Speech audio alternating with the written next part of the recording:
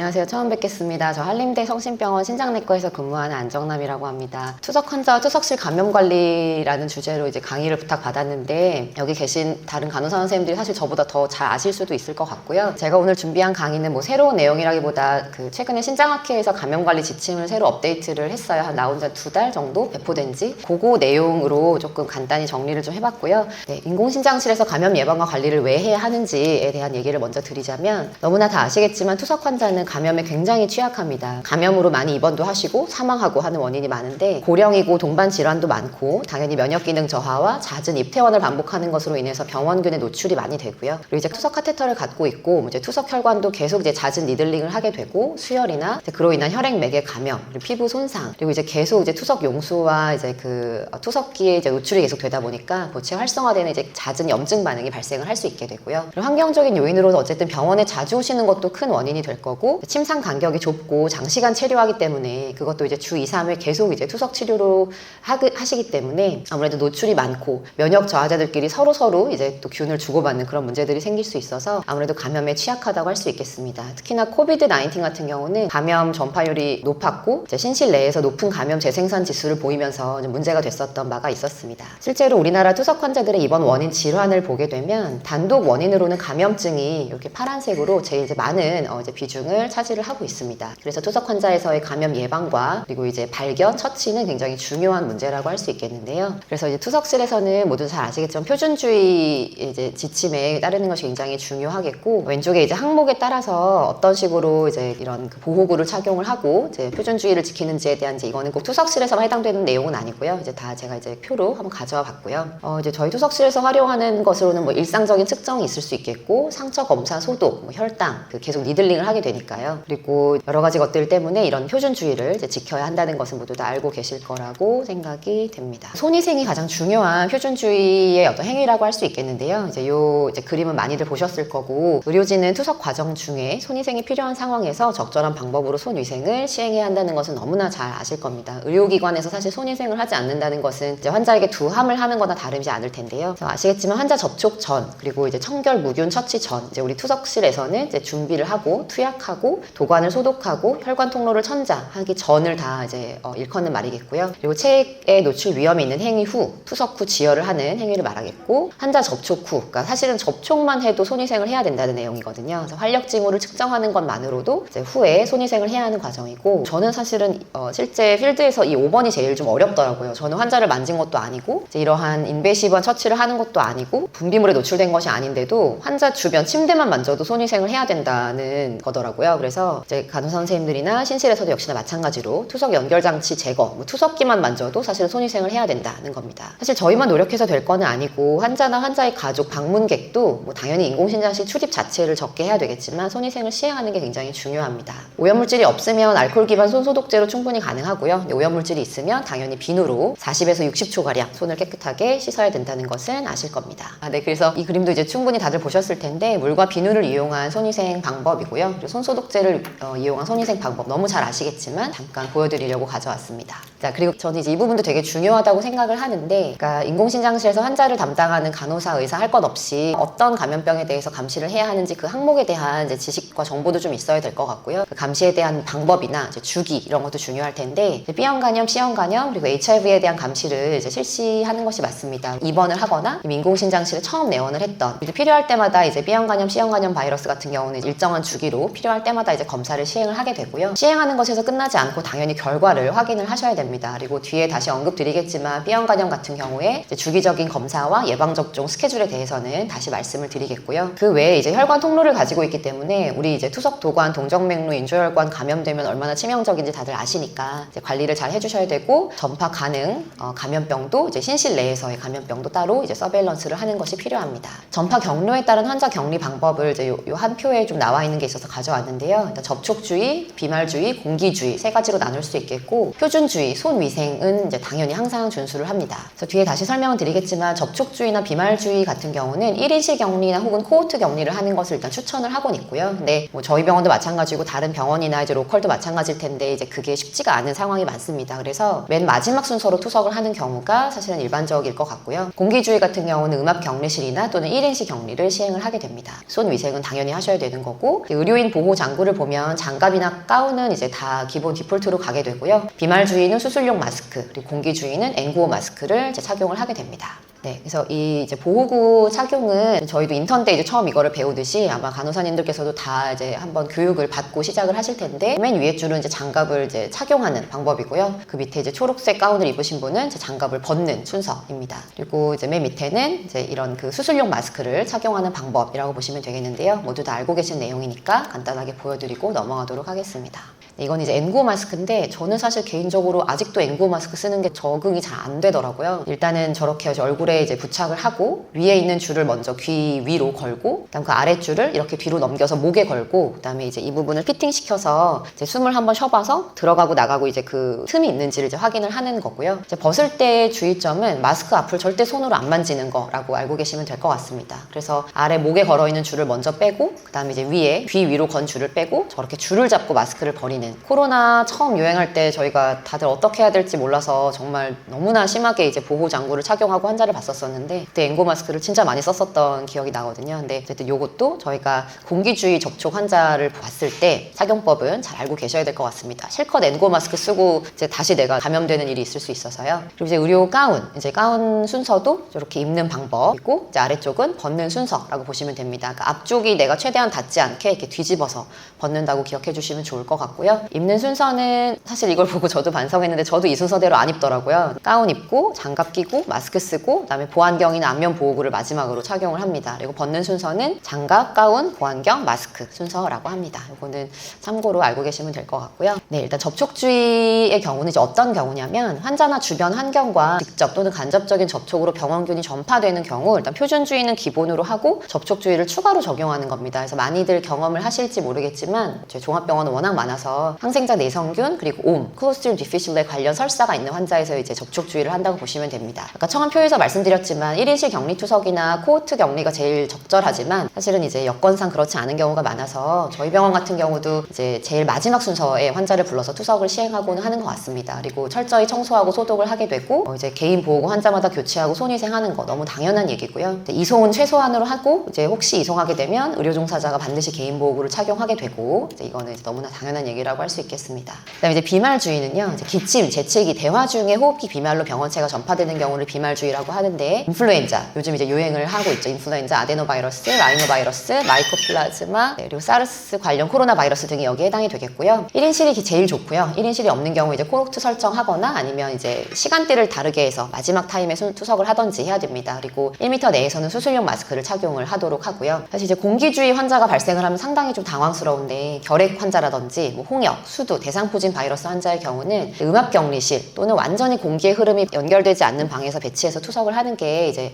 적절하다고 할 수 있겠습니다. 만약에 격리 투석이 불가능하면 격리실이 있는 다른 의료기관으로 이송을 고려할 수도 있다라고 이제 권고를 하고 있고요. 당연히 N95 마스크를 착용을 해야 됩니다. 환자를 이송시킬 때도 환자한테 N95를 착용시키진 않고요. 환자에게는 이제 수술용 마스크를 착용을 하게 됩니다. 그리고 환자가 퇴실한 다음에는 이제 충분하게 에어로졸을 먼저 뺀 다음에 청소 및 소독을 하는 게 이제 원칙으로 되어 있습니다. 그 다음에 이제 요새 워낙 이 다제내성균 그 짐락형성 감염 환자들을 많이 보시게 될 텐데요. CRE, VRE, 뭐 사실 VRE, MRSA는 요새는 이제 거의 뭐 그 균에 속하지도 않을 정도로 CRE가 워낙 많이 생겨가지고 저희 병원도 굉장히 많은데요. 그래서 CRE 이제 능동 감시 배양을 적극적으로 이제 고려를 하고, 이미 확진이 된 환자에서는 이제 지침에 따라서 3에서 7일 간격으로 검사를 합니다. 계속 양성이 나오는 환자는 7일 간격으로 검사를 하고요. 음성이 나오면 이제 빨리 음성 확인해서 이제 해제하기 위한 목적으로 3회 음성 확인하고 PCR까지 확인해서 최종적으로 음성해서 해제를 하게 됩니다. 그리고 이제 신종 감염병이라고 되어 있는데 사실 이제 어떤 게 생길지 모르니까 이제 최근에는 이제 코로나가 해당이 됐었을 것 같고요. 이제 각종 보건 당국 지침이나 이제 기관 지침을 이제 적용을 하게 되고, 음압 격리실에서 투석을 하거나 음압 격리실과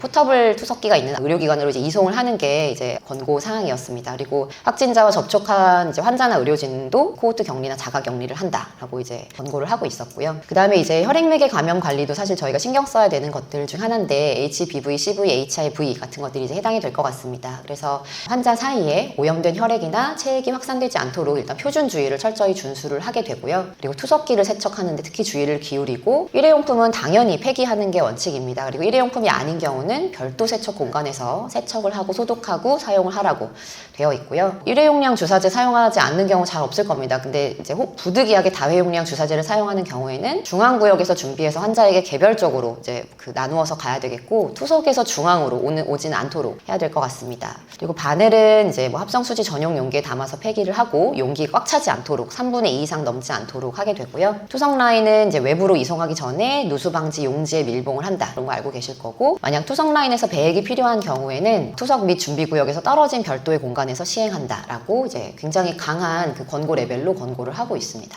자, 그럼 B형 간염, 사실 이제 저희 기관에서 최근에 저희가 B형 간염 그 감시 이제 모니터링과 이제 예방 접종에 대한 저희 나름의 프로토콜을 세우고 정말 이 지침대로 해보니까 B형 간염 예방 접종을 정말 너무 많이 다시 해야 되더라고요. 그래서 저희가 이렇게 하는 게 맞나 싶을 정도로 환자도 이제 저희도 되게 좀 힘들었는데, 근데 이제 이 프로토콜을, 그러니까 표준 지침을 좀 말씀을 드리면, 일단 당연히 지금 하고 계실 것을 이제 투석 시작과 인공신장실 내원 시에 당연히 이제 감염 상태를 아셔야 됩니다. 그래서 HBS 안티젠, 안티바디, 그리고 코어 안티바디까지 확인을 하게 되고요. 이제 환자가 전원을 온다 그러면 전원 전에 이제 미리 확인해서 저희가 이제 투석 공간과 이제 의료기기와 투석기를 다 따로 써야 되니까 이제 확인을 하셔야 됩니다. 혹시 모르는 채로 환자가 왔다면 사실 7일 내로 한다고 했지만 사실 당일에 거의 바로 나오니까요. 꼭 반드시 해당 검사를 시행을 해야 되고, 그 외에도 이제 모든 환자는 주기적으로 이제 안티바디 상태를 이제 검사를 합니다. 그리고 안티바디 상태에 따라 검사를 또 주기적으로 시행하는데, 만약에 결과를 확인하기 전에 투석이 필요한 환자가 생겼다면 이제 안 하고 있을 수는 없으니까요. 예를 들어 응급 환자가 왔고 숨이 막 헐떡헐떡 넘어가는데 CRRT 할 거는 아니고 HD를 해야 하는데,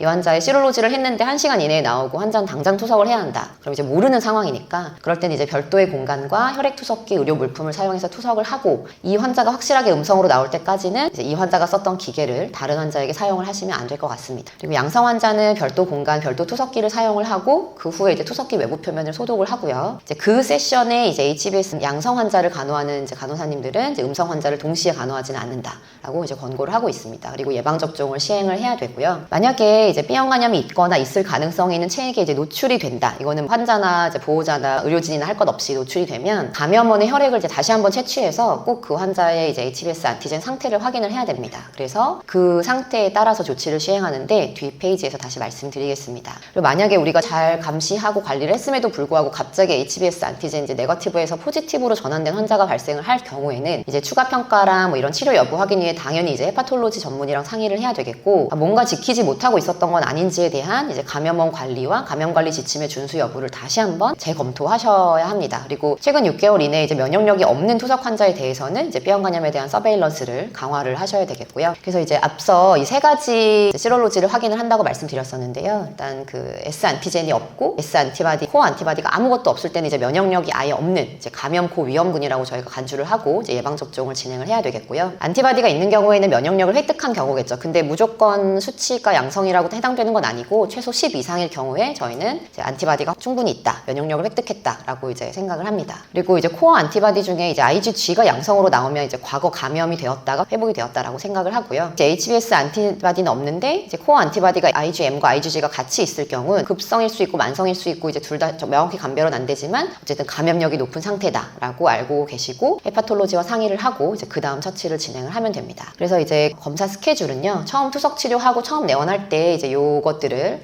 코어 안티바디, S 안티바디, HCV 그리고 간 수치까지 이제 확인을 하게 되고요. 이제 1개월 월초 검사, 월말 검사 이제 투석실에서 검사하실 때 다 간 수치 들어가니까 이제 그렇게 확인하시는 거고, 이제 안티바디가 음성이다라고 한다면 이제 6개월마다 저희 시롤로지를 팔로우를 합니다. 그리고 양성인 경우에는 혹시 항체 역가가 떨어지지 않는지를 또 같이 이제 6개월마다 확인을 하게 되고요. 그냥 안티바디 역가와 상관없이 이제 안티젠과 안티바디를 6개월마다 확인하신다라고 알고 계시면 될 것 같습니다. 이 부분이 이제 좀 헷갈리고 어렵고 중요한 부분이라 할 수 있겠는데요. 이제 차근차근 보면 일단 감염원의 상태, 그러니까 이건 이제 노출이 되었을 때의 조치 방법이라고 보시면 될 것 같습니다. 일단 감염원의 상태에 이제 3가지가 있을 수 있겠습니다. HBS 안티젠이 양성, 안티젠이 음성, 그리고 안티젠을 이제 모르는 상황, 그러니까 검사를 다시 나갈 수 없는 상황이 해당이 될 것 같습니다. 예를 들어 환자가 이미 사망을 했거나 이런 경우에는 다시 검사를 나갈 수가 없으니까 이제 이렇게 3가지 이제 구분이 있다고 치고, 이제 제가 노출됐다고 쳤을 때 제가 백신을 아예 맞은 적이 없다라는 게 확실하다면 고민할 필요가 없습니다. 그래서 백신 접종을 3회를 하면 되는데, 되는데, 다만 감염원이 HBs 안티젠이 양성이다. 그러니까 저 사람이 나에게 노출된 혈액을 가진 사람이 HBV 양성이라면 이제 바로 이뮤노글로불린을 이제 서로 다른 부위에 가능한 한 빨리 최대 7일 이내에 이제 근육 주사를 맞게 됩니다. 그리고 과거에 백신을 접종했지만 항체 형성이 되어 있는 사람은 사실은 어떤 조치도 필요하지 않습니다. 그냥 확인하고 넘어가시면 되고요. 문제는 이제 항체 미형성인 이제 사람이 문제가 되는데, 항체 미형성인 경우에 감염원이 HBs 안티젠이 네거티브면 또 역시나 조치는 필요가 없습니다. 근데 HBs 안티젠 양성일 경우에는 당장 이뮤노글로불린을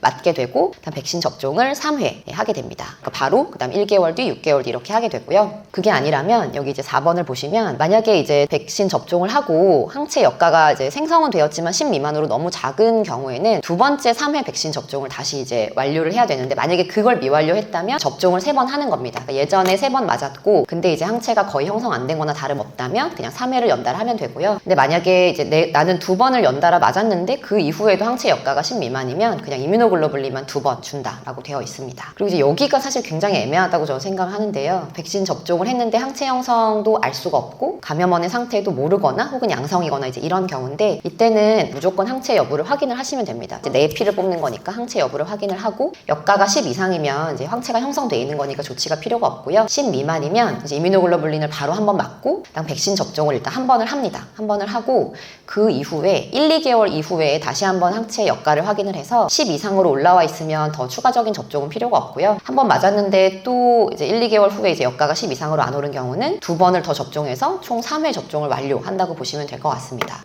사실 되게 어려운데요. 그냥 간단히 생각하면 사실은 그 의료기관에 일하시는 분들이 항체가 없는 경우가 잘 없을 거예요. 이제 의료기관에서도 그렇고 나도 그렇고 더 적극적으로 이제 부스터도 맞고 이제 접종을 하게 되니까, 그래서 대부분 노출된 의료진은 별 문제가 없을 것 같은데, 이제 환자가 환자에게 노출됐을 경우가 문제라고 생각이 되고요. 이제 일단 제일 심플하게 감염원의 상태 바로 확인하고, 이분이 BV에 감염이 됐는지 확인하고, 노출된 사람이 항체가 있는지를 확인하고, 그 두 가지를 먼저 본 다음에 이제 이거에 대한 이 프로토콜대로 진행을 하시면 될 것 같습니다. 그래서 HBV 양성인 사람에게 뭐가 노출됐거나 찔렸다면 일단 이뮤노글로불린을, 항체가 없는 경우에 한해서 이뮤노글로불린을 맞는다라는 것도 기억을 해주시면 좋을 것 같고요. C형 간염 같은 경우는 당연히 투석 시작 전원에서 확인을 하고, 저기 보면 좀 특이하게 복막 투석에서 이식에서 전환 시라고 되어 있는데, 아무래도 이제 잦은 뭐 혈액이나 니들링이나 이런 검사에 노출이 됐다 보니까 이제 그런 경우에도 더욱더 안티 CV 검사를 시행을 한다라고 되어 있습니다. 6개월마다 안티 CV 검사를 하게 되어 있고요. 완치 환자는 CV 검사는 필요 없고 6개월마다 이제 재발하지 않는지 이제 CV RNA를 검사를 하게 되고, 이제 한때 이거 가지고 엄청 이슈가 많았던 걸로 제가 기억을 합니다. CV를 투석기를 따로 써야 되냐 말아야 되냐 되게 이제 고민이 많았던 때가 몇 년 전에 있었는데요. 어쨌든 뭐 레벨이 아주 높진 않지만 전용 혈액 투석기 사용은 권장되진 않지만 투석 후에 외부 표면 소독은 실시하자라고 되어 있고, 뭐 별도 공간, 별도 의료진 보호구 사용 등도 별로 이제 권장하진 않는다. 그리고 이제 요 밑에 제가 이제 진한 볼드체로 표시해 놓은 부분이 사실 중요하다고 할 수 있겠는데요. 새로운 C형 간염이 발생했을 때가 이슈가 될 수 있을 것 같습니다. 그래서 아까 말씀드린 것처럼 관리 지침을 못 지킨 게 뭐가 있는지 이제 절차 준수 여부를 확인하고 3개월 이상 모든 환자에 대해서 또 C형 간염 발생에 대한 서베일런스를 강화를 해야 됩니다. 그리고 HIV는 따로 정기적으로 검사 시행할 필요도 없고요. 이니셜만 시행하시면 검사할 필요 없고, 환자 간의 감염은 사실 표준 관리 지침으로도 충분히 이제 막을 수 있다고 되어 있습니다. 역시나 전용 혈액 투석기의 사용은 권장되지 않습니다. HCV 같은 경우는 일단 선별 검사를 하시고요. 그 다음에 이제 유병률이 낮다 그러면 이제 HCV 확인해서 이제 음성이고 간 수치도 정상이면